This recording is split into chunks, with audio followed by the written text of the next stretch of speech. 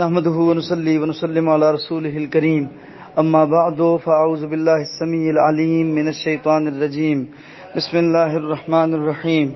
بھائی نے سوال بھیجا ہے سورہ شورى کی آیت نمبر 20 کا کہ اس آیت کی وضاحت فرما دیں کر دیں۔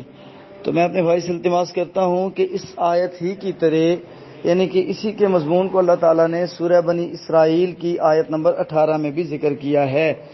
تو اس میں بھی اللہ تعالیٰ نے اس بات کو واضح کیا ہے، یعنی کہ اس سے مراد یہ ہے کہ جو بندہ دنیا میں آخرت کے لیے نیکیاں کرتا ہے،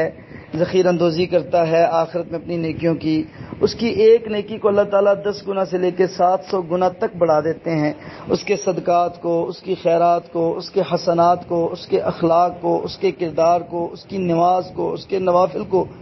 اس کی بھلائی کو، اس کی دعوت کو، اس کی تبلیغ کو، اس کے جہاد کو، اس کے رفاعی اداروں والے کاموں کو، اس کا کسی کو پانی کی ایک گھونٹ پلا دینا، اس کا کسی کو ایک کھجور دے دینا، اس کا کسی کو ایک لباس دے دینا، جتنی بھی اچھائی والے کام ہیں، اگر تو آخرت کی بنیاد پہ کرتا ہے تو اللہ تعالیٰ اس کے لیے کئی گنا بڑھا چڑھا کے اس کا اجر محفوظ فرما لیتے ہیں۔ لیکن اگر وہ دنیا داری کے لیے کرتا ہے تو اس میں دنیا کا ہی جو اس کا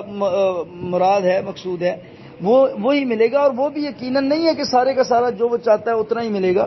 دنیا میں بھی پھر صرف اتنا ہی اس کو میسر آئے گا جتنا اس کے لیے لکھا جا چکا ہے، اور جو کچھ کسی کے لیے لکھا جا چکا ہے وہ اس کو مل کے ہی رہنا ہے۔ اسی لیے یہاں پہ تربیت یہ کی جا رہی ہے کہ آخرت کا ذہن رکھ کے ایمان کے ساتھ، جس سے سورہ بنی اسرائیل کی آیت نمبر 18 اور 19 میں اللہ تعالیٰ نے واضح کیا ہے کہ آخرت کے لیے، آخرت بنانے اور کمانے کے لیے انسان نیکی کرے، بھلائی کرے، اچھائی کرے، اور اپنی زبان کو اس طرح استعمال کرے کہ آخرت میں اس کا فائدہ لے سکے۔ آنکھ کان کا استعمال، ہاتھ پیر کا استعمال، دل دماغ کا استعمال، اختیارات کا استعمال، تو یہ اپنی آخرت کو ٹارگٹ کر کے مد نظر رکھ کے پھر کرے، ایسے نہ ہو کہ کل قیامت والے دن اس کے لیے کچھ بھی نہ ہو، تو لہٰذا وہ قیامت کے لیے وہ کرے۔ یہ اللہ تعالیٰ نے بات کو واضح کیا، اس میں یہ بات سمجھانا چاہ رہے ہیں۔ بارک اللہ فیک۔